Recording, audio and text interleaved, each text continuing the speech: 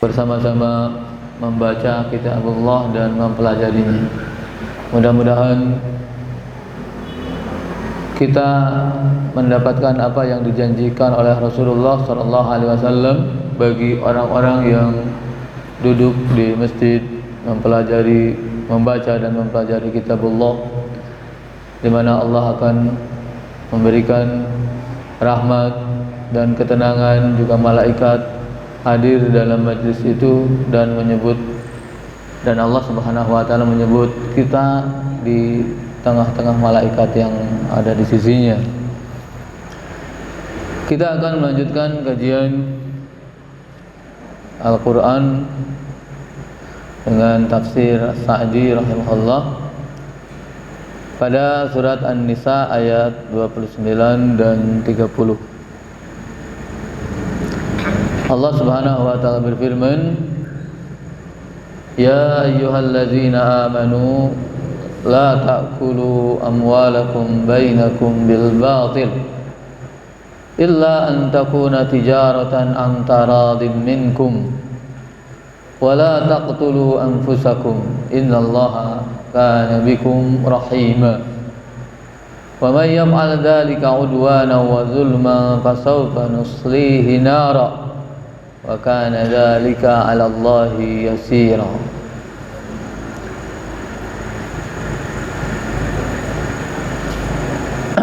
Syekh As-Sa'di rahimahullah menafsirkan ayat ini, yanha ta'ala ibadahal mu'minin.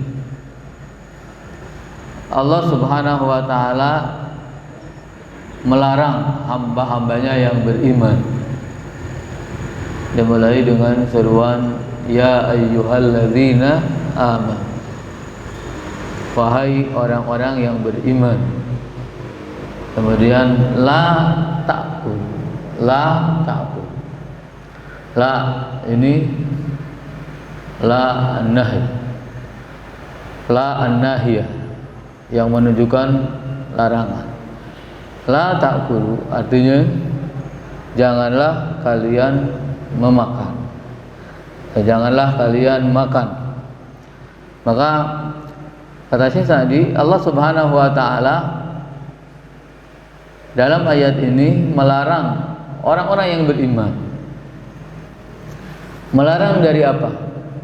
Ayyakulu amwalahum bainahum bil batil, untuk memakan harta mereka dengan cara yang batil, dengan cara yang tidak benar, dengan cara yang tidak dibenarkan oleh syariat Islam. Wa hadza yashmalu aklaha bil ghusubi was sariqati wa akhdaha bil qimari wal makasibir radiati. Kata al-batil, mengambil atau memakan harta dengan cara batil, maksudnya dengan cara yang tidak dibenarkan oleh syariat Islam. Di antaranya ghasab. Ghasab artinya mengambil milik orang lain tanpa izin, menggunakan milik orang lain tanpa izin, memakai milik orang lain tanpa izin. Itu termasuk memakan harta dengan cara batil. Wasariqat juga dengan cara mencuri. Mencuri artinya mengambil hak milik orang lain di tempat yang biasa menyimpannya dengan cara sembunyi-sembunyi. Itu mencuri dalam pemahaman Islam atau dalam kaidah Islam. Yang dimaksud dengan mencuri sariqah itu adalah mengambil harta milik orang lain di tempat penyimpanannya, di tempat yang biasanya harta itu disimpan dengan cara sembunyi-sembunyi. Ya. Berbeda tentunya dengan kata mencuri dalam bahasa Indonesia. dalam bahasa Indonesia mencuri itu mengambil milik orang lain. Maka mungkin saja ghosob juga dalam bahasa Indonesia bisa diartikan mencuri. Ya. Tapi dalam bahasa Arab antara ghosob dengan sariqah ada lagi satu nahab. Nahab artinya merampas dengan kekerasan, mengambil hak orang lain dengan kekerasan, namanya nahab. Nah, itu semua bentuk-bentuk pengambilan harta dengan cara batil. Wa akhdaha bil qimar. Begitu juga mengambil hak orang lain dengan cara perjudian. Orang menjadi bandar judi, kemudian orang taruhan, yang menang dapat, yang tidak menang tidak dapat. Yang menang berarti ngambil hak orang lain. Kemudian juga bandar yang menyelenggarakan judi itu juga dia mengambil hak orang lain, mengambil harta orang lain. Wal makasibir radi'ah, dan semua bentuk usaha yang buruk. Nah, semua bentuk usaha yang buruk yang menyebabkan terambilnya harta orang lain itu termasuk dalam memakan harta dengan cara yang batil. Contoh misalnya apa pekerjaan yang buruk? Jadi dukun misalnya. Jadi dukun, mengambil harta orang lain, kemudian menipu, atau menjual dirinya, jadi pekerja seks komersial misalnya, itu memakan harta yang batil. Jadi semua mata pencaharian, semua usaha yang menyebabkan terambilnya hak orang lain dengan cara yang tidak dibenarkan oleh syariat termasuk dalam aklu amwalin nas bil batil, memakan harta dengan cara yang batil. Rasulullah sallallahu alaihi wasallam menyebutkan, tadi disebutkan ghosob, mengambil hak orang lain. Kata Rasulullah sallallahu alaihi wasallam dalam hadis yang diriwayatkan oleh At-Tabrani, man ghasaba rajulan ardhan laqiyallaha wa huwa alaihi ghadban. Man ghasaba rajulan ardhan zulman laqiyallaha wa huwa alaihi ghadban. Barang siapa yang mengambil tanah seseorang dengan cara zalim, maka dia akan bertemu dengan Allah Subhanahu wa taala dan Allah marah kepadanya. Ghadban, Allah marah kepadanya. Kita lihat di sini Allah Subhanahu wa taala mengingatkan orang-orang yang beriman. Ya ayyuhalladzina amanu la ta'kulu amwalakum bainakum bil batil. Memakan harta atau mengambil harta orang lain adalah perbuatan duniawi. Perbuatan dunia, termasuk di dalamnya jual beli yang dilarang, dan semua tadi yang disebutkan perbuatan itu perbuatan duniawi. Tapi Allah Subhanahu wa taala mengingatkan bahwa perbuatan duniawi ini tidak lepas begitu saja dengan akhirat nanti. Artinya perbuatan duniawi ini berkonsekuensi di akhirat. Artinya perbuatan itu kalau seandainya tidak selesai di dunia, maka akan diselesaikan di akhirat. Ya. Orang kalau di dunia merasa bebas mengambil hak orang lain, mendolimi orang lain terus, kemudian mungkin orang mengira orang itu selamat di dunia. Selamat di dunia. Selamat di dunia itu belum tentu selamat di akhirat. Dan tentunya ini berkaitan erat dengan keimanan. Bagaimana bisa meyakini adanya akhirat? Bagaimana bisa meyakini adanya balasan di hari akhir nanti kalau dia tidak beriman? Kenapa orang kafir bebas melakukan apapun? Tidak ada yang halal bagi mereka, tidak ada yang haram bagi mereka, tidak ada hal haram. Ada istilah halal haram itu dalam Islam. Bagi orang kafir tidak ada. Karena apa? Mereka meyakini perbuatan mereka konsekuensinya di dunia saja.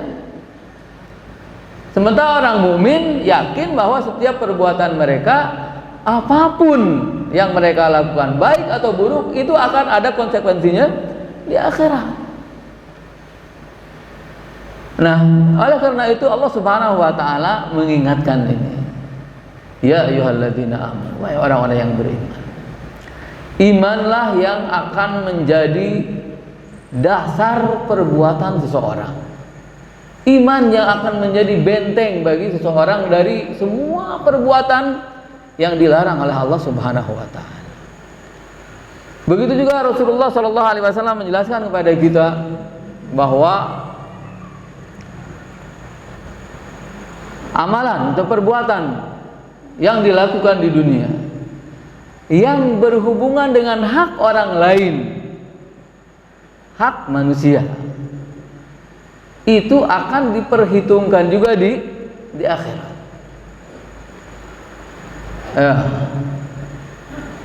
Setiap rupiah, setiap dolar, setiap rial, setiap ringgit yang masuk ke dalam kantong kita yang merupakan hasil dari perbuatan mengambil hak orang lain, itu tidak akan hilang catatannya.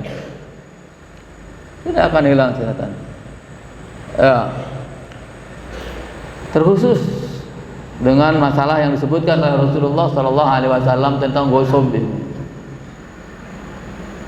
Kan di kita ya, di daerah pertanian itu sudah menjadi apa namanya, ada kebiasaan buruk begitu kan, kalau sawah petak-petak berdampingan itu ya, sambil memperbaiki pematang itu sambil mengikis petak orang lain. Itu kejadian yang sangat banyak terjadi. Siapa pelakunya? Orang yang mengaku muslim. Orang-orang yang mengaku muslim. Kenapa mereka melakukan itu? Berarti iman mereka belum kuat. Iman mereka belum menghalangi mereka dari perbuatan yang dilarang oleh Allah Subhanahu wa taala. Maka kata Rasulullah sallallahu alaihi wasallam dalam hadis yang diriwayatkan oleh Al-Bukhari, la yazni zani hina yazni wa huwa mu'min, wa la yashrabu syaribu hina yashrabu wa huwa mu'min, wa la yasriqu sariqu hina yasriqu wa huwa mu'min. Tidak ada orang yang berzina pada saat zina itu dia mukmin. Tidak ada orang yang minum khamar pada saat minum khamar itu dia mukmin, dan tidak ada orang yang mencuri pada saat mencuri itu dia mukmin. Artinya sebenarnya perbuatan itu tadi berzina, ya, berzina tidak mengambil hak orang lain, tapi itu melanggar hak Allah Subhanahu wa taala. Minum khamar melanggar hak Allah, mencuri, mengambil hak manusia. Itu dilakukan semua. Kenapa? Karena pada saat melakukan itu imannya hilang atau imannya tidak ada. Pada saat melakukan itu, mungkin setelahnya kembali imannya, tapi dalam keadaan yang sangat lemah.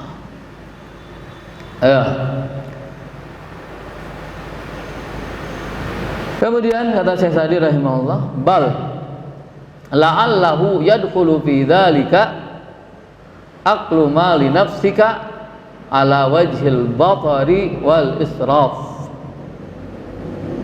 Bahkan masuk dalam pernyataan ini, ya ayyuhalladzina amanu la ta'kulu amwalakum bainakum bil batil, adalah memakan harta sendiri,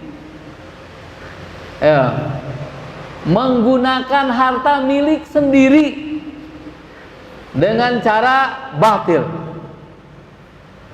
Dengan cara batil, kata Syekh Sa'di, ala wajhil batar wal israf. Al batar artinya mengeluarkan dengan tanpa perhitungan, keluarkan.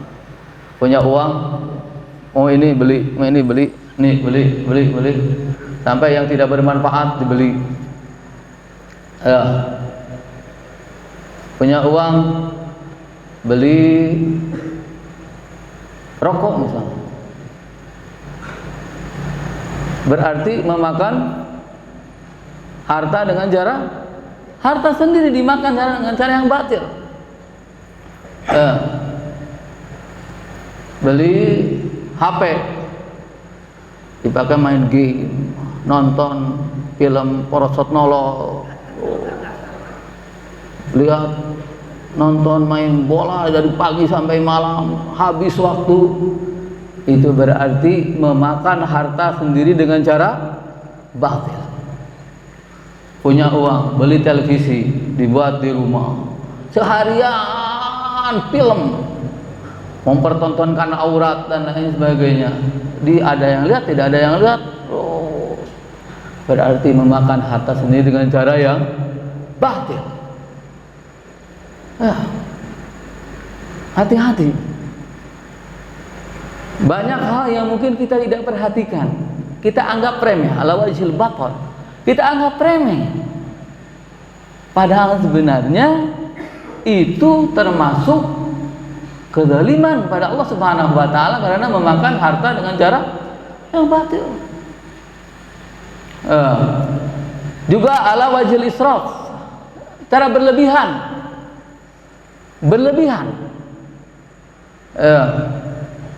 Mentang-mentang punya uang, kemudian datang ke warung makan, pesan apa? Ayam bakar, ayam goreng, ayam halus, kemudian soto ayam, sate ayam, terus sop ayam. Wah, berapa menu satu orang, satu meja, makan sedikit, yang nyisa banyak. Itu termasuk aklu amwal bil batil, memakan harta dengan cara yang batil. Lihat, Islam itu, ajaran Islam, Allah Subhanahu wa taala dan Rasulullah sallallahu alaihi wasallam melarang israf, melarang berlebihan. Jangankan dalam hal yang mubah, dalam ibadah sekalipun dilarang berlebihan. Misalnya Allah Subhanahu wa taala berfirman, "Ud'u rabbakum tadarru'an wa khufya, innahu la yuhibbul mu'tadin." Berdoalah kepada Rabb kalian dengan merengek, memelas dan suara lembut. Jangan dengan suara keras sampai terdengar ke mana-mana. Kenapa? Innahu la yuhibbul mu'tadin. Allah Subhanahu wa taala tidak menyukai orang yang melampaui batas. Berzikir dengan suara rendah. Kalau berzikir dengan keras-keras sambil teriak-teriak, sambil joget-joget, itu melampaui batas. Dalam berwudu misalnya, lihat Rasulullah Shallallahu Alaihi Wasallam mengatakan, la tusrif, wa in kunta fil ma'il jari.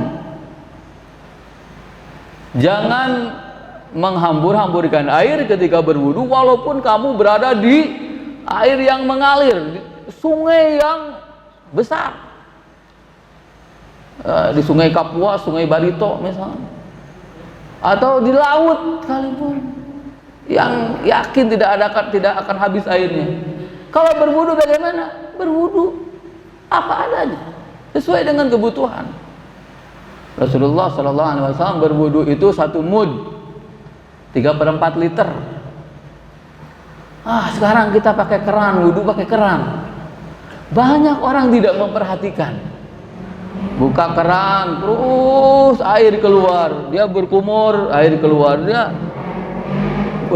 cuci muka, airnya terus keluar. Salah itu israf. Yang benar gimana? Buka keran, ambil air, tutup lagi, kumur. Buka keran, tutup lagi, kumur. Buka keran, tutup lagi, cuci muka. Terus begitu. Jangan mentang-mentang air keluar dari dinding, kemudian pasti selalu ada di Indonesia mah subur air, di Gunung Jaya mah air subur, nggak usah takut kehabisan air. Sekarang gimana tuh ketika tidak ada listrik, nggak ada air, gimana? Yang jelas seperti kata khatib di Masjidil Haram, dia mengistilahkan al-kaisul masqub. Al-kaisul masqub, kantong yang bolong. Orang menampung pahala ibadah di kantong, tapi kantongnya bolong. Jadi dapat nggak? Nggak dapat. Ya, setiap dia memasukkan, dia jatuh lagi, pahalanya jatuh lagi. Kenapa? Itu karena dia melakukan ibadah, pada saat yang sama dia melakukan maksiat. Salah satunya beliau mencontohkan ini, pada saat berwudu banyak sekali orang yang menghambur-hamburkan air. Ya, kalau kita minum misalnya, bawa air 1 botol, angkat air 1 botol, habis nggak diminum? Habis, bagus. Kalau bawa air satu botol, kemudian diminum sedikit, kemudian udah dibuang, boleh nggak? Israf. Ya, termasuk kebiasaan kita. Banyak kan kalau dalam walimah atau hajatan, ya air gelas, ambil air gelas, diminum sedikit, sisanya banyak. Juga ngambil nasi, semua yang ada, nasi, sop, semua sampai penuh 1 piring, kemudian yang dimakan sedikit, israf. Dan itu sudah banyak terjadi seperti itu, dan sudah menjadi hal biasa. Bahkan ada sebagian masyarakat yang menganggap gengsi kalau makan habis. Kalau makan habis gengsi, makanya harus tersisa. Subhanallah, itu bukan dari Islam. Itu apa? Kata Allah Subhanahu wa taala, innal mubadzirina kanu ikhwanas syayatin. Orang yang suka menghambur-hamburkan harta itu saudaranya setan. Ya. Ini termasuk dalam memakan harta dengan cara yang batil. Jadi dalam ayat ini Allah Subhanahu wa taala menurunkan Al-Qur'an yang merupakan kalamullah, di mana kalamullah itu sesuai dengan ilmu Allah Subhanahu wa taala. Ayat-ayat, kalimat-kalimat dalam Al-Qur'an itu padat, singkat, tapi mengandung makna yang banyak. Ya, di mana tidak ada manusia yang mampu seperti itu. Jangankan manusia biasa, Rasulullah Shallallahu Alaihi Wasallam yang disebut sebagai afsahul Arab, orang Arab yang paling fasih, pun tidak bisa menyamai kalimat-kalimatnya, tidak bisa menyamai kalimat-kalimat dalam Al-Quran. Kita perhatikan ini. Allah Subhanahu wa taala berfirman, "Ya ayyuhalladzina amanu, la ta'kulu amwalakum." La ta'kulu amwalakum bainakum bil batil. Apa yang terbayang di benak kita ketika kita mendengar ayat itu? Apa yang dimaksud oleh Allah Subhanahu wa taala? Kalau kita tidak paham bahasa aslinya, kita terjemahkan. Wahai orang-orang yang beriman, janganlah kalian makan harta kalian dengan jalan yang batil. Apa yang dimaksud? Harta siapa yang tidak boleh dimakan? Harta siapa yang tidak boleh dimakan? Pertama, ayat ini kalau dipahami secara langsung melarang siapa? Melarang kita memakan harta kita. Kita dilarang memakan harta kita dengan cara yang batil. Ya. Kemudian yang kedua, kita dilarang memakan harta saudara kita, karena saudara kita itu bagian dari kita. Ya. Kita tidak dibolehkan atau kita dilarang memakan harta saudara kita. Karena apa? Karena saudara kita itu bagian dari kita. Bukankah Rasulullah Shallallahu Alaihi Wasallam bersabda, "Taral mu'minina fi tawaddihi wa ta'atufi wa tarahumhim kamathal jasadil wahid." Orang-orang mukmin itu seperti satu tubuh. Berarti kalau kita menyakiti seorang mukmin sama dengan menyakiti semua orang mukmin. Berarti menyakiti diri kita sendiri. Kalau kita memakan harta orang lain, itu sama dengan memakan harta sendiri. Yang ketiga, ayat ini juga memberikan makna kepada kita bahwa kalau kita memakan harta orang lain, maka itu menyebabkan orang lain memakan harta kita. Memakan harta orang lain menyebabkan orang lain memakan harta kita. Bagaimana caranya? Imma orang lain itu orang yang dimakan hartanya sama kita, atau orang lain yang tidak ada hubungannya dengan kita sebelumnya. Intinya tahu gini, orang korupsi ngambil harta banyak orang, kemudian dia sakit,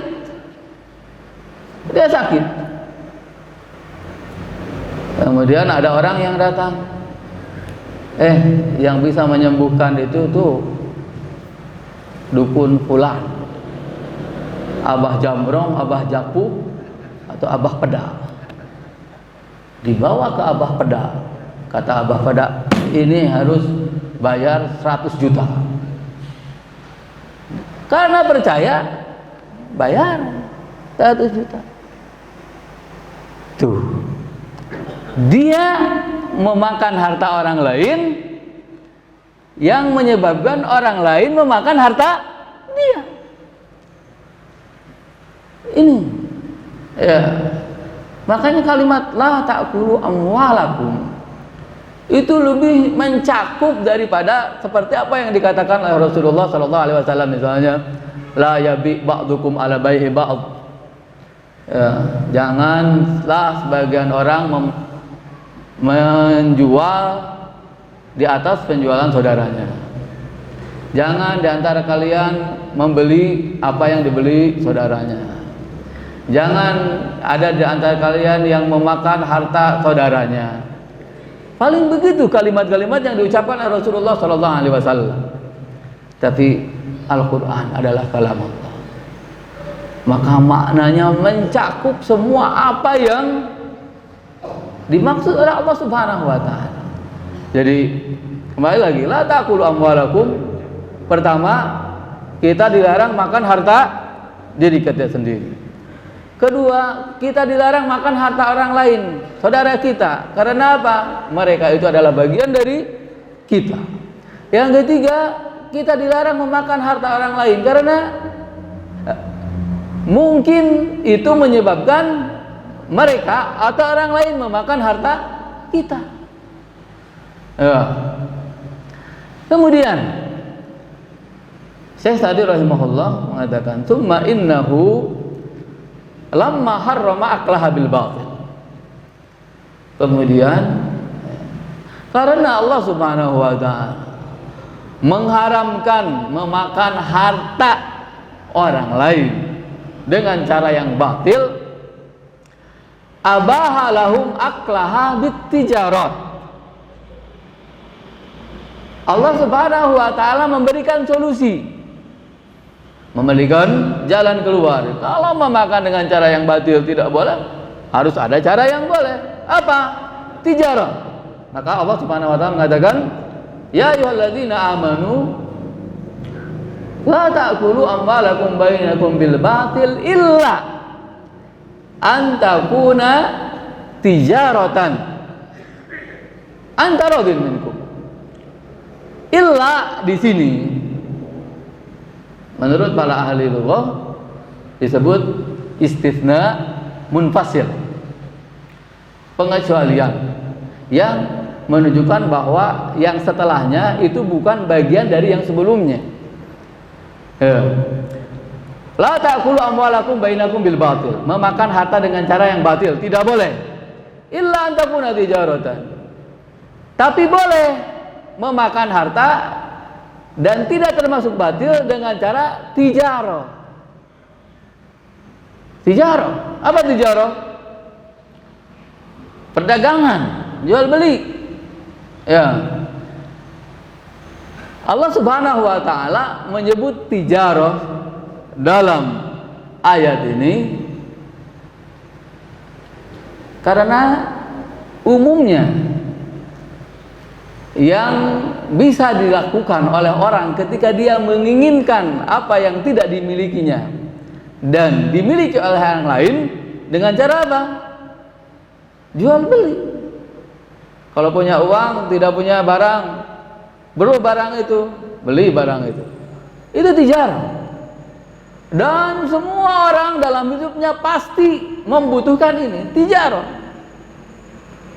Tentunya Allah Subhanahu wa taala tidak hanya bermaksud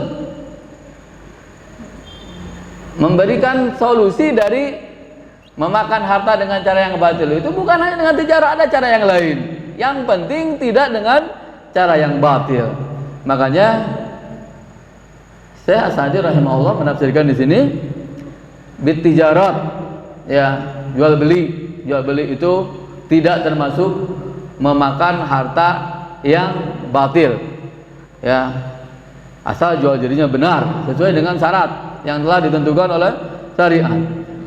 Wal makasib al khaliyah minal mawani, dan bukan hanya tijarah tapi juga semua bentuk usaha, semua bentuk usaha yang tidak bertentangan dengan syariat Islam.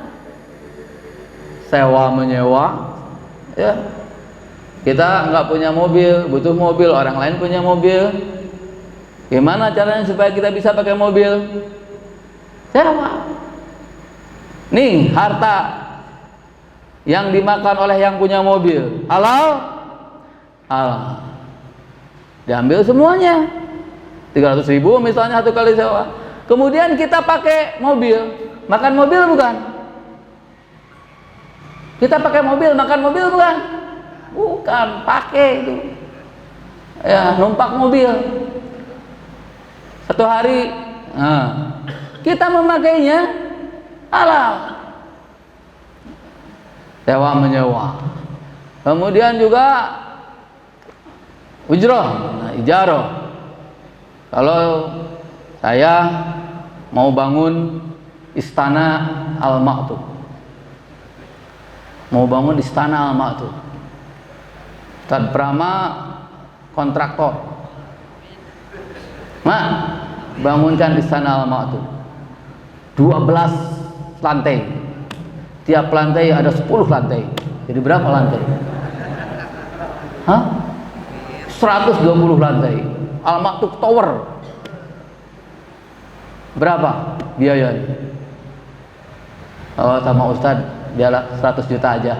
Nah, saya bayar 100 juta. Dia ambil uang 1 juta, dimakan sama dia. Halal enggak? Halal. Ya. Nah, itu makasih usaha-usaha yang dibolehkan, yang tidak bertentangan dengan syariat. Ya. Dan usaha yang paling baik apa? Usaha yang paling baik adalah usaha yang halal, dilakukan oleh sendiri dengan memeras keringat sendiri. Rasulullah SAW menyebutkan bahwa afdalul kasbi amalur rajuli biyadihi wa kullu bai'in mabrur. Ya, mata pencaharian yang paling baik adalah mata pencaharian yang dilakukan oleh orang sendiri. Ya, bertani misalnya, bekerja jadi buruh dan lain sebagainya pakai tangan sendiri. Dan setiap baik mabrur, setiap jual beli yang dibenarkan. Nah, jadi jual beli ini memang memiliki keistimewaan. Bagaimana caranya supaya jual beli itu atau perdagangan itu memberikan manfaat dunia akhirat? Bagaimana supaya perdagangan itu memberikan manfaat dunia akhirat? Ada isyarat dalam kata tijarah. Tijarah terdiri dari ta, jim, alif, ro, ha. Ya enggak, terbang. Tijarah. Apa aja huruf-hurufnya?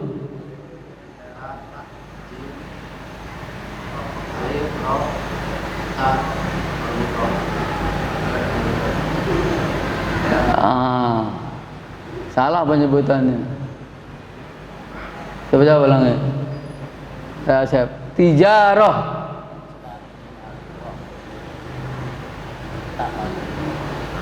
Ta, jim, alif, ro, ha. Ha ta'nis. Yang benar penyebutannya itu ha ta'nis, bukan ta marbutoh. Ta marbutoh. Ta marbutoh itu sebutan orang Indonesia. Ya, dalam istilah nahwu ha itu disebutnya ha ta'nis. Jadi kalau dimatikan bunyinya ha, kalau tidak dimatikan bunyinya ta. Tijarotun. Tijarotun. Tapi kalau dimatikan tijaroh. Nah, itu namanya ha ta'nis. Disebutnya ha. Jadi tijaroh itu ta, jim, alif, ro, ha. Ya, Haji Mustafa, tijarah.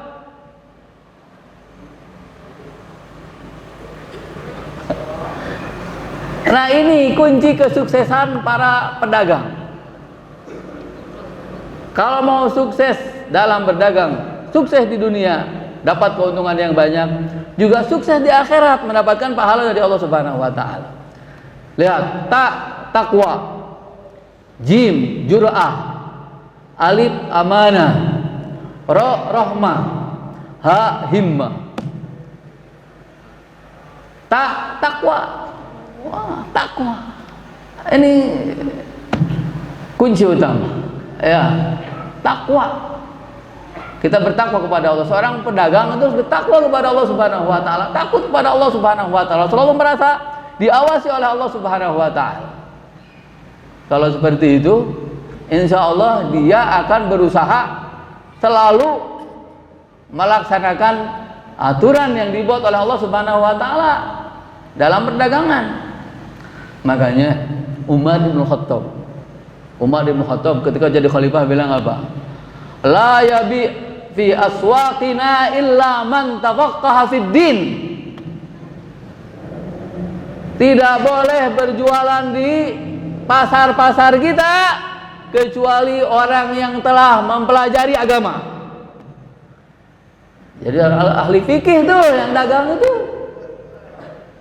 ya minimal belajar bagaimana jual beli yang benar, bagaimana yang salah, bagaimana takwa. Yang kedua jur'ah, keberanian. Ya, jadi pedagang itu harus berani. Ya, berani seperti Direktur Al Barokah itu berani berinovasi, buka ini untung, buka ini rugi, nggak apa-apa, untung lagi, wah terus. Karena apa? Jual beli mah ya pasti ada resikonya, kalau tidak untung rugi, harus siap begitu. Nah, itu perlu jur'ah, perlu keberanian.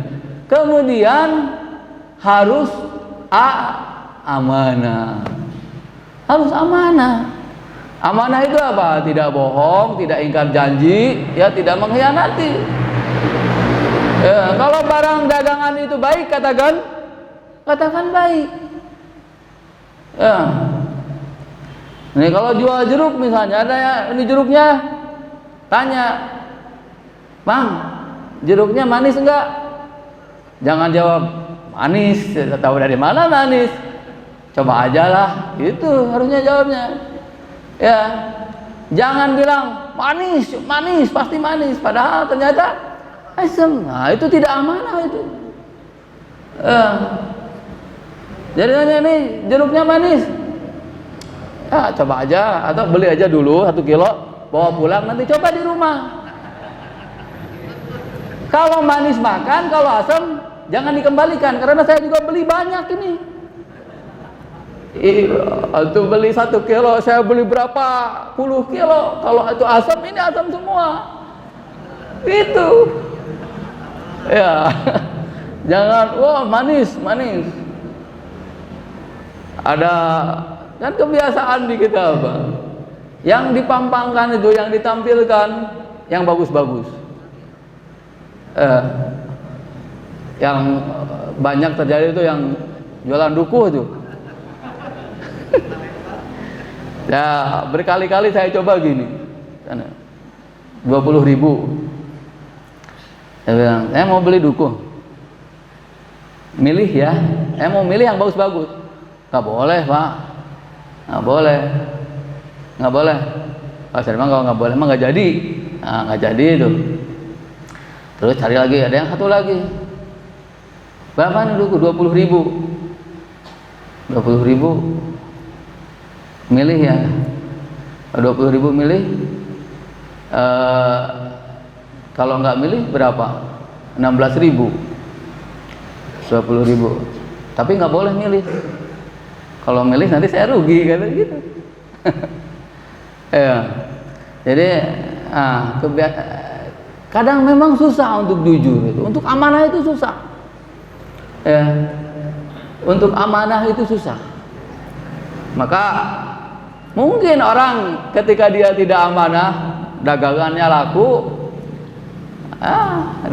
laku di dunia, tapi dia sudah tercoreng di hadapan Allah Subhanahu wa taala. Dan sebenarnya kalau tidak amanah juga, jangankan di akhirat, di dunia saja dia akan merasakan akibatnya. Ya. Kemudian rahmah, kasih sayang. Ya. Sifat rahmah ini harus dimiliki para pedagang. Kenapa? Yang namanya berdagang itu bukan hanya mencari keuntungan duniawi.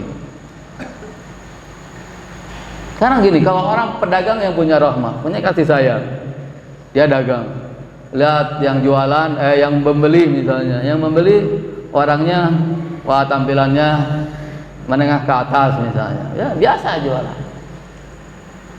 Kemudian ada yang beli nenek-nenek ya sudah pakai tongkat. Wah, ini yang seperti ini beli berapapun kasih, kemudian uangnya jangan diambil, ya sudah, ya. Ya. Ada orang kelihatannya sakit, ya, kemudian butuh, nah, wah, dah. Rasulullah SAW mencontohkan bagaimana jadi pedagang yang rahmah. Ketika melihat Jabir bin Abdullah naik unta, untanya jalannya pelan begitu. Wah, ini mungkin sudah mesinnya sudah harus turun mesin begitu, tapi masih dipakai karena nggak ada lagi. Nah, Rasulullah ketika melihat itu Jabir itu, nah kata Rasul, biar nih biuqiyah, dah jual nih untanya, jual aja sama saya, 1 uqiyah. Kemudian kata Jabir, ya silakan, karena udah untanya sudah jelek gitu, dibayar. Kemudian sama Rasulullah SAW, sebelum itu kata Jabir, boleh saya jual dengan 1 uqiyah, tapi antarkan dulu saya ke Madinah, nanti di Madinah saya kasihkan. Ya kata Rasulullah, dibayar 1 uqiyah. Kemudian unta itu dipukul sama Rasulullah, wah, berubah langsung, langsung segar, langsung wah jalannya keras sampai di Madinah. Kemudian setelah sampai di Madinah, Jabir mengantarkan unta itu kepada Rasulullah SAW. Ini untanya. Kemudian apa? Rasulullah mengatakan, nih unta ini untuk kamu. Unta ini untuk kamu. Jadi Rasulullah sebagai pembeli dan bersedekah begitu. Ya, seperti itu. Contoh, saya pernah mengalami waktu dalam perjalanan beli, ya berdua sama Ustaz Edi, beli jus mangga. Beli jus mangga, dia bilang beli jus mangga 2, mau dibawa pulang. Terus itu tuh buah dalam blender itu, diisikan ke gelas 2 penuh, dua-duanya ada sisanya, di blender itu ada sisanya. Saya bilang, Bu, ini sisanya buat saya aja ya. Ya boleh, katanya. Kan saya minum itu, jadi beli 2 gelas dapat 3 gelas. Ya mungkin dia melihat saya orang miskin begitu ya. Kemudian apa namanya, lagi dalam perjalanan capek, wah dapat tuh, kan nikmat tuh. Ya juga sebaliknya begitu. Dalam perjalanan itu juga saya ada di terminal, toilet ya, karena mau buang air ke toilet. Setelah keluar dari toilet itu kan ada kotak, ada yang jaga ibu-ibu. Tertulis di kotak itu 1.000 rupiah. Kemudian saya cari-cari, nggak ada 1.000-an, yang ada 2.000. Saya bilang, Bu, nggak ada 1.000-an, yang ada 2.000-an. Kata si Bu, nggak apa-apa Pak, 2.000 aja. Udah saya kasih 2.000. Seperti itu. Ya, tijarah itu artinya mengedepankan rahmah. Jadi tidak profit oriented, tidak hanya untung, harus untung. Nggak ada tuh.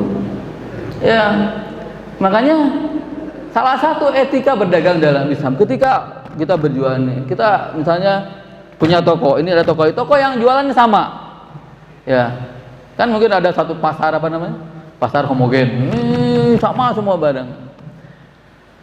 Ketika kita berhasil menjual banyak, kemudian toko tetangga kita tidak laku, apa yang harus kita lakukan? Orang yang profit oriented, yang tujuannya keuntungan, bilang apa? Biarin, itu masalah dia. Orang mau beli ke saya, biarin. Itu tanpa rahmah. Kalau yang ramah apa? Dia sudah laku, sudah jam 12, untungnya sudah banyak, udah ada yang jual, sana aja tuh, itu belum ada yang beli. Sini, itu yang beli. Seperti itu. Ya, itu apa? Rahmah. Kalau seperti ini, pedagang, insya Allah tidak akan nggak akan dikejar-kejar, harus untung. Untungnya tidak sekarang, mungkin nanti begitu. Ya. Kemudian yang amanah, rahmah, himmah, semangat tinggi, ya, kemauan yang tinggi.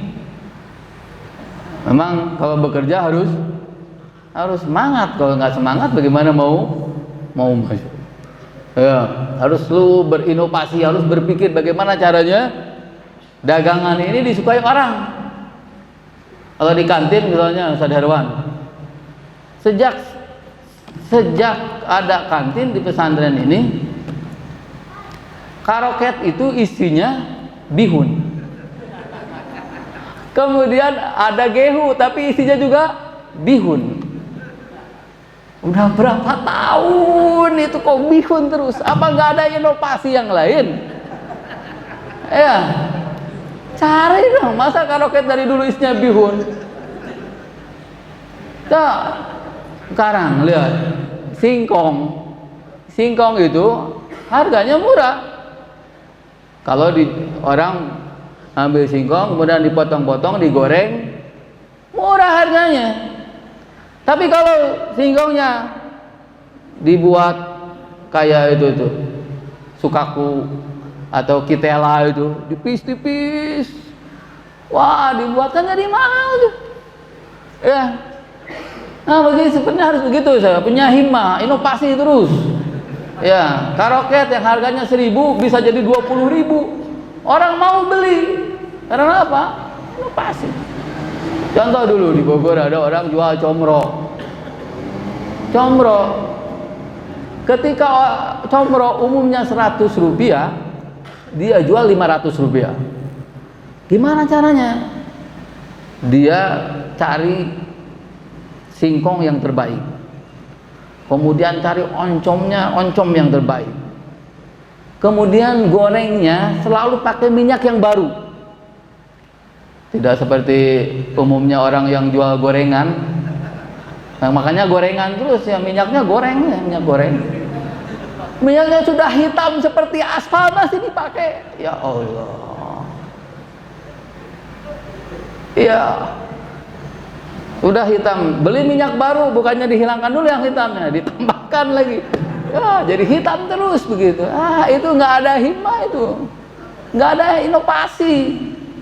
Ya, makanya kebanyakan kenapa pedagang-pedagang kita selalu kalah dibandingkan dengan orang-orang lain. Ya, karena apa? Mungkin kita merasa cukup dengan apa yang ada. Segini aja sudah untung, nggak apa-apa. Segini aja sudah untung. Lama-lama tergeser itu. Ya, orang sekarang sesuatu yang sebenarnya biasa begitu kan, biasa. Orang kita ayam itu kalau digoreng jadi apa namanya? Ayam goreng. Tapi kalau dikasih terigu sedikit jadi fried chicken. Ya, makanya di dapur Almatuk itu apa? Saya pernah nanya, Bu, ini ayam mau diapain? Mau di-chicken-kan.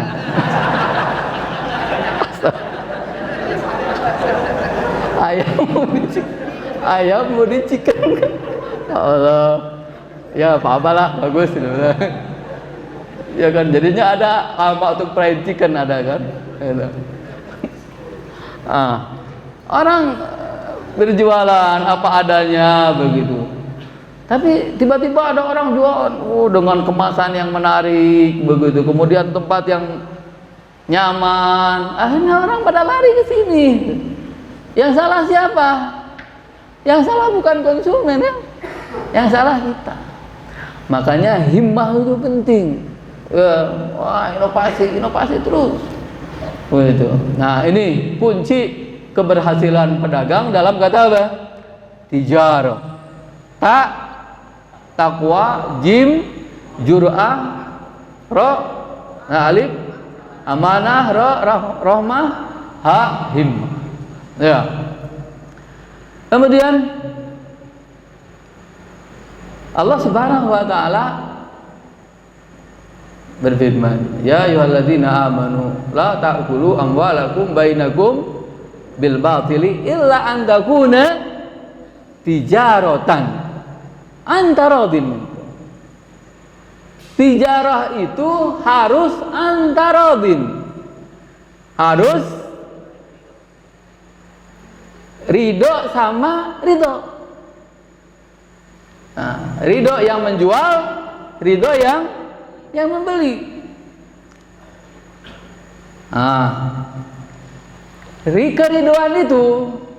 Keriduan itu ditentukan oleh, sebelum ridho itu akadnya harus memenuhi syarat. Sekarang ada orang yang mengatakan yang penting ridho, saling suka sama suka, ridho sama ridho, riba pun nggak apa-apa. Kalau orang pinjam uang 100 juta, kemudian harus mengembalikan 120 juta, tapi ridho sama ridho, boleh nggak? Boleh? Nggak boleh. Ridho di situ nggak benar. Ya, jadi ridho atau saling ridho itu didahului dengan akadnya harus sesuai dengan syariat. Ya, akadnya harus memenuhi syarat-syarat yang telah ditetapkan oleh syariat Islam. Nah, apa syarat jual beli? Ini syarat-syarat jual beli yang perlu diketahui, sehingga kalau kita yang melihat sekarang perdagangan itu bermacam-macam. Ya, terus berkembang. Cara menjual, cara membeli terus berkembang. Bagaimana kita bisa menentukan mana yang haram, mana yang halal, mana yang boleh, mana yang tidak? Patokannya apa? Kalau memenuhi syarat yang telah ditetapkan oleh syariat, maka transaksi itu atau perdagangan itu boleh dilakukan. Para ulama memang berbeda pendapat dalam menentukan syarat-syarat ini, dalam menyebutkan istilahnya. Saya sampaikan apa yang disebutkan oleh Imam An-Nawawi dalam Al-Majmu'. Dalam Al-Majmu' disebutkan bahwa jual beli itu harus memenuhi 5 syarat. Ya. Barang yang perjualbelikan itu harus memenuhi 5 syarat. Pertama,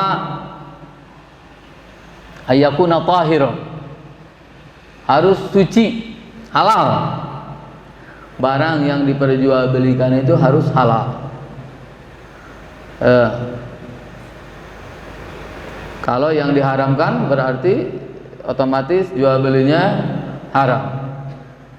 Semua yang diharamkan kalau diperjualbelikan maka hukum jual beli itu haram.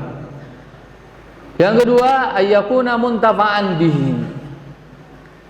Barang yang diperjualbelikan itu adalah barang yang bermanfaat, bisa dimanfaatkan. Bisa dimanfaatkan dalam pemanfaatan yang mubah. Ya. Jadi kalau barang diperjualbelikan, dimanfaatkan dalam hal yang dilarang oleh Allah Subhanahu wa taala, maka otomatis jual belinya tidak sah. Ya.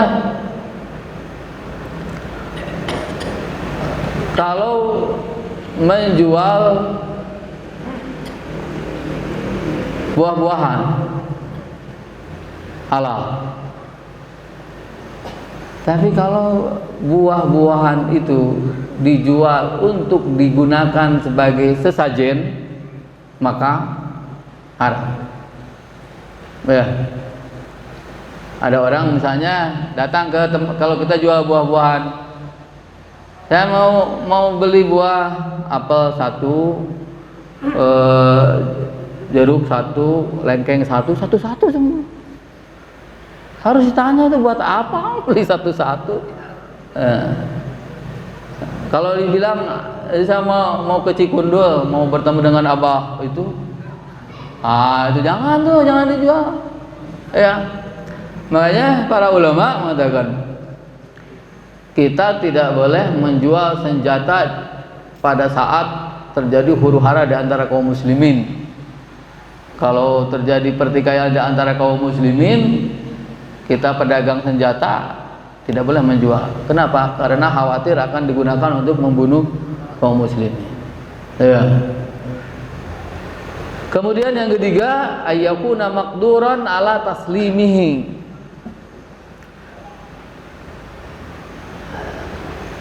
Barang yang dijual belikan itu harus bisa diserah terimakan. Harus bisa diserahkan. Kalau Ustaz Ujang bilang Ustaz Muslim, saya jual domba saya 500.000 aja. Kata Ustaz Muslim, mana dombanya? Lagi kabur dulu. Kemana kaburnya Ustaz? Nggak tahu. Cari aja sendiri. Wah, itu nggak boleh Ustaz. Nggak boleh. Walaupun murah, nggak sah itu. Ya. Yang paling banyak dicontohkan oleh para ahli fikih itu apa? Menjual burung yang terbang atau menjual ikan di laut. Saya jual ikan di laut, berapa aja? Ambil sendiri. Ya. Kalau tidak bisa diserah terimakan nggak boleh. Kemudian yang keempat, ayyakuna ma'luman. Nah, itu diketahui, ya. Diketahui sifatnya, diketahui bentuknya, diketahui jumlahnya. Ya. Jadi tidak boleh menjual barang yang tidak jelas. Ya, kalau kata istilah orang Sunda apa? Menjual kucing dalam karung. Ya. Istilah itu salah. Menjual kucing dalam karung. Kenapa? Menjual kucing nggak boleh, sudah nggak boleh menjual kucingnya, apalagi dalam karung. Ya. Jadi harus diganti. Menjual pisang dalam karung nggak boleh. Harus dilihat. Ya. Kemudian yang terakhir, ayyakuna mamlukan liman waqa'a lahul aqd. Barang yang dijual itu adalah milik penjual.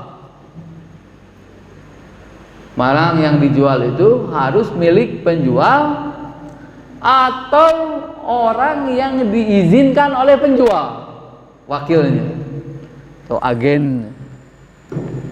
Ya, wakil, agen. Nah, kelima syarat ini kalau terpenuhi berarti jual beli itu sah. Ya, kalau tidak terpenuhi maka tidak sah. Nah, maka tentunya perlu ya diperhatikan. Nah, ini sekarang banyak transaksi yang bermacam-macam. Kembalikan ke sini, kalau memenuhi syarat berarti boleh, kalau tidak berarti tidak boleh. Kemudian ayat yang selanjutnya, wala taqtulu anfusakum. Kelanjutan dari ayat, ya ayyuhalladzina amanu la ta'kulu amwalakum bainakum bil batili illa an takuna tijaratan antara minkum. Kemudian Allah melanjutkan, wala taqtulu anfusakum. La taqtulu anfusakum. Janganlah kalian membunuh diri kalian. Ini kalimat ini seperti kalimat sebelumnya. Ya. Maknanya kata saya tadi, la yaqtulu ba'dukum ba'dha. Janganlah sebagian kalian membunuh sebagian yang lain. Artinya jangan saling membunuh. Karena apa? Orang yang dibunuh itu adalah bagian dari kita, orang-orang mukmin. Ya, kita kan sekarang berbicara dalam koridor iman, begitu ya. Orang-orang mukmin, di antara orang mukmin. Kita tidak boleh membunuh orang mukmin. Wala yaqtulul insan nafsah. Dan juga berarti larangan bagi orang untuk membunuh dirinya. Bunuh diri. Ya. Tidak boleh bunuh diri. Kemudian yang ketiga, wa yadkhulu fi dzalika al-ilqa bin nafsi ila tahlukah. Masuk dalam larangan ini mencelakakan diri sendiri yang menyebabkan kematian. Contohnya apa? Coba-cobaan mendengar hadis atau kisah Khalid bin Walid minum racun enggak meninggal karena kekuatan imannya. Saya mau coba iman saya ini kuat enggak, ambil baygon. Wah, jangan, itu enggak boleh. Ya, tidak boleh mencelakakan diri sendiri. Wa fi'lul akhtar al-mufdiyah ila talab wal halak. Dan melakukan semua perbuatan yang akan menyebabkan kepada kematian. Salah satunya ini perlu diperhatikan para pemuda, ya, naik motor. Ketika mengendarai motor sesuai dengan kebutuhan. Ya, kecepatannya dipelajari supaya kalau di jalan kecepatan sampai, kalau sedang macet misalnya jangan 70 km per jam. Bahaya itu. Ya. Atau kebut-kebutan begitu. Kan banyak terjadi ya yang ngebut itu akhirnya celaka. Jadi perbuatan-perbuatan yang akan mengantarkan kepada kecelakaan. Kita lihat di sini. Ayat ini wala taqtulu anfusakum, dan yang sebelumnya la taqulu amwalakum. Ini mengingatkan kepada kita bahwa setiap perbuatan yang kita lakukan terhadap orang lain itu akan mengakibatkan hal yang kena kepada kita atau berakibat kepada kita sendiri. Ya. Ketika kita melakukan sesuatu yang buruk terhadap orang lain, maka keburukan itu akan menimpa kita juga. Alhasil kalau kita berbuat baik kepada orang lain, maka kita juga akan mendapatkan kebaikan orang lain. Orang Arab mengatakan kama tadinu tudan. Kama tadinu tudan. Ya. Yakinlah bahwa dalam syariat ini apa yang dilarang oleh Allah Subhanahu wa taala, kebaikannya bukan hanya untuk kita tapi juga untuk orang lain. Ya. Artinya gini, ketika kita tidak memakan harta orang lain dengan cara yang batil, itu sama artinya dengan menjaga diri kita, menjaga harta kita dari dimakan oleh orang lain. Ketika kita tidak membunuh orang lain, itu sama artinya dengan kita menjaga diri kita dari pembunuhan. Begitu juga ketika kita menjaga diri dari menyakiti orang lain, berarti kita menjaga diri kita dari orang lain. Terus begitu. Ya. Konsekuensi sebuah perbuatan itu bukan hanya di akhirat, tapi juga di dunia. Di dunia. Ya. Coba sekarang kalau kita lihat ketika orang bersedekah atau memberikan kebaikan kepada orang lain. Memberikan kebaikan kepada orang lain. Siapa yang paling pertama berbahagia? Hah? Yang menerima atau yang memberi? Hah? Ketika kita memberikan kebaikan kepada orang lain, memberikan uang misalnya, saya ngasih uang ke Ustaz Asep 5 juta. Yang bahagia siapa? Yang bahagia siapa? Dua-duanya bahagia. Dua-duanya bahagia. Tapi sesungguhnya kebahagiaan yang didapatkan oleh orang yang memberi itu lebih daripada kebahagiaan yang didapatkan oleh orang yang menerima. Ya, saya sering mendengar kita dapat bantuan dari ada orang Kuwait itu ya, sering dapat bantuan dari orang Kuwait. Ketika saya sampaikan kepada yang menyumbang itu, ini semua yang menerima bantuan berbahagia atas bantuan ini. Jawaban mereka apa? Sungguh kebahagiaan kami lebih daripada kebahagiaan mereka. Allah. Kebahagiaan kami ketika memberi lebih daripada kebahagiaan mereka ketika menerima. Satu. Yang kedua, ketika memberi itu sebenarnya mendatangkan kebaikan. Karena apa? Rasulullah SAW bersabda bahwa setiap pagi itu turun malaikat, 2 malaikat. Yang satu berkata apa? Allahumma a'ti muntiqan khalafa. Yang satu lagi berkata Allahumma a'ti mumsikan talafa. Ya Allah, berikan pengganti untuk orang yang berinfak. Yang satu lagi berkata, ya Allah, berikan kehancuran kepada orang yang pelit tidak mau berinfak.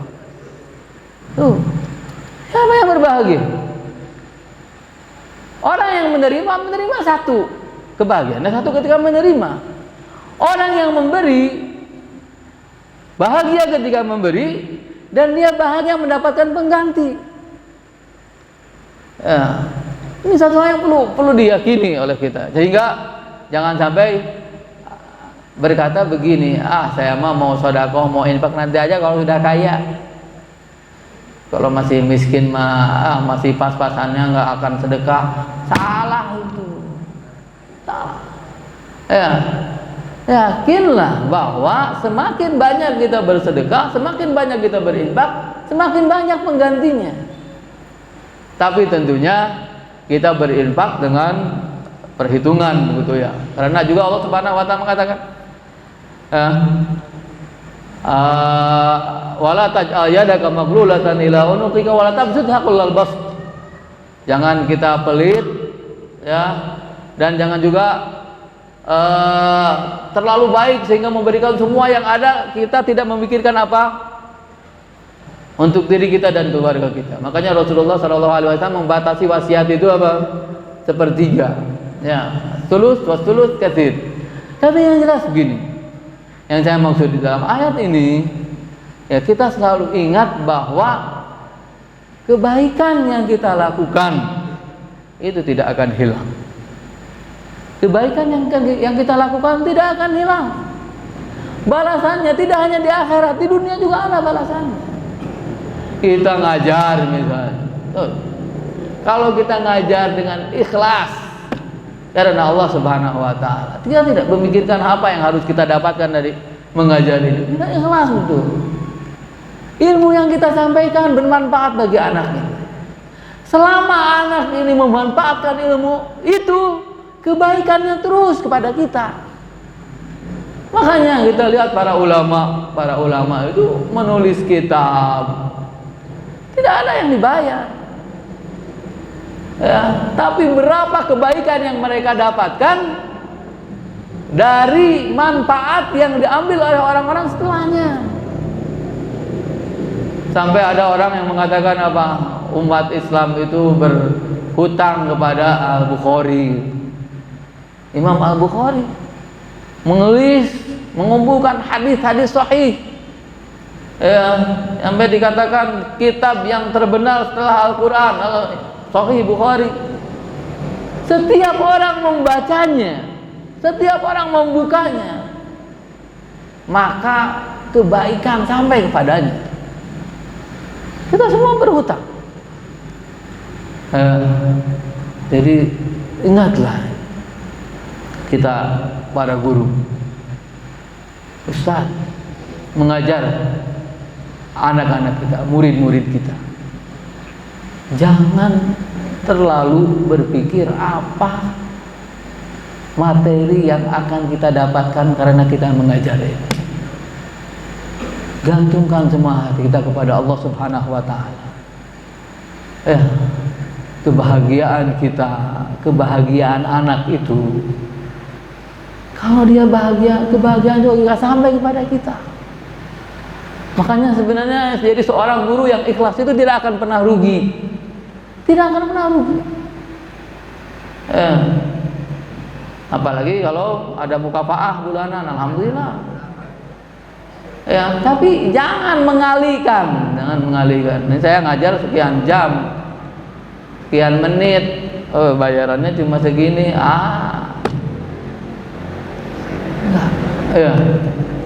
Ingat selalu bahwa kebaikan yang kita lakukan kepada seseorang itu adalah kebaikan yang kita lakukan pada diri kita. Makanya Allah Subhanahu wa Ta'ala menyebut sebenarnya, la ta'kulu amwalakum bainakum, la taqtulu anfusakum. Kemudian Allah Subhanahu wa Ta'ala menutup ayat ini dengan kalimat innallaha kana bikum rahimah. Sesungguhnya Allah selalu sayang kepada kalian. Sesungguhnya Allah selalu sayang kepada kalian. Kata saya tadi, wa min rahmatihi, dan di antara bentuk kasih sayang Allah Subhanahu wa Ta'ala, ansana nufusakum wa amwalakum. Allah memelihara, melindungi diri dan harta kalian. Wa nahakum an idha'atiha wa itlafiha, dan melarang kalian dari menyia-nyiakan harta dan membinasakan harta dan jiwa kalian. Warattaba ala dzalika ma rattabahu minal hudud, dan Allah Subhanahu wa Ta'ala menetapkan hukuman dalam hal ini. Artinya orang yang merusak, orang yang melanggar diberikan hukumannya berat. Orang yang mencuri dihukumnya apa? Potong tangannya. Potong tangan. Mencuri pertama potong tangan kanan, kedua kali mencuri potong kaki kiri, lalu mencari ketiga potong tangan kiri, mencuri keempat potong kaki kanan, mencuri kelima potong lehernya. Sudah. Begitu. Supaya apa? Supaya harta ini terlindungi. Dan kenapa hukuman itu berat? Kenapa hukuman itu berat? Kenapa mencuri 1/4 gram emas, nisab, mencuri 1/4 gram emas? Berapa 1/4 gram emas? Kalau 1 gram emas 500.000, 1/4 gram 125.000, 125.000, mencuri 125.000, dipotong tangannya. Berapa harga tanganmu? Ya, tidak sesuai. Yang diambil dengan hukuman tangan, potong tangan. Makanya dulu ada orang yang memprotes, mengkritik hukum Islam. Hukum Islam itu tidak adil. Kenapa? Yang dicurinya atau hukumannya tidak sebanding dengan yang dicuri. Maka ada orang yang menjawab, apa? Lamma kanat aminah kanat saminah, falamma khanat hanat. Tangan itu ketika dia amin, terpercaya, tidak mencuri, itu mahal harganya. Tapi ketika dia berkhianat, maka rendah nilainya, rendah harganya. Hanya ambil seperempat dinar, kemudian potong. Nah, kalau hukuman ini kalau dilaksanakan, manfaatnya untuk siapa? Untuk banyak orang. Untuk banyak orang, bukan hanya untuk orang yang dicuri hartanya, dan bukan hanya untuk orang yang mencuri. Seperti itu juga Allah Subhanahu wa taala mewajibkan qisas. Qisas. Untuk siapa? Untuk orang yang membunuh dengan sengaja, kemudian tidak dimaafkan oleh ahli waris orang yang dibunuh, maka dia dihukum qisas. Kata Allah Subhanahu wa taala, walakum fil qisasi hayat. Walakum fil qisasi hayatun. Dalam hukum qisas itu ada jaminan kehidupan. Kenapa?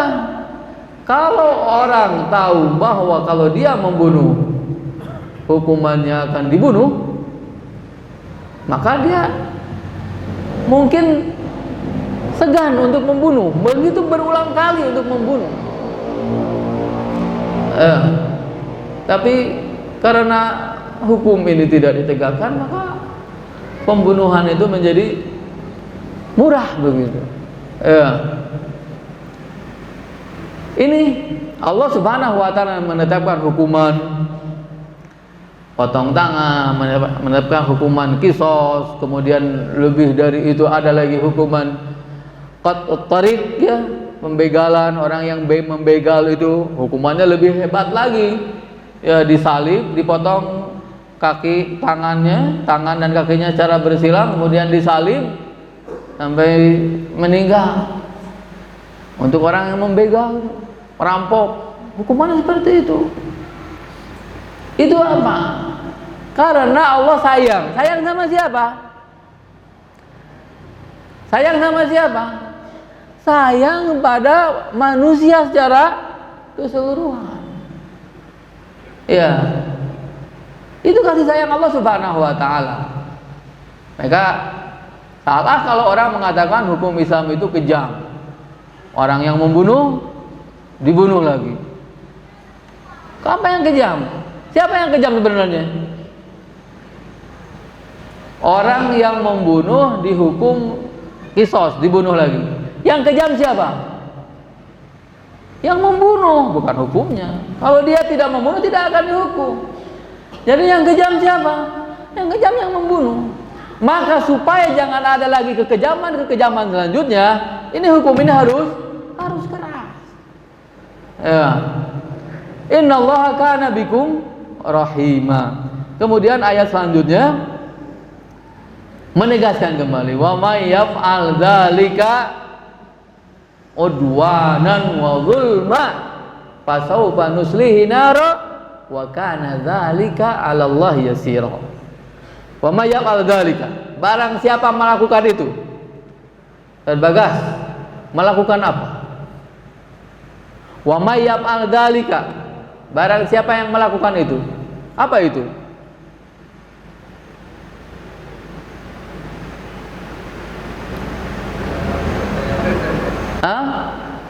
Apa itu? Oh, di belakang Ustaz dulu siapa? Wa may yaf'al dzalika, barang siapa melakukan itu. Apa itu? Ustaz Mumtaz. Apa itu? Saya tanya, kok nanya lagi apa? Hah? Barang siapa melakukan itu apa?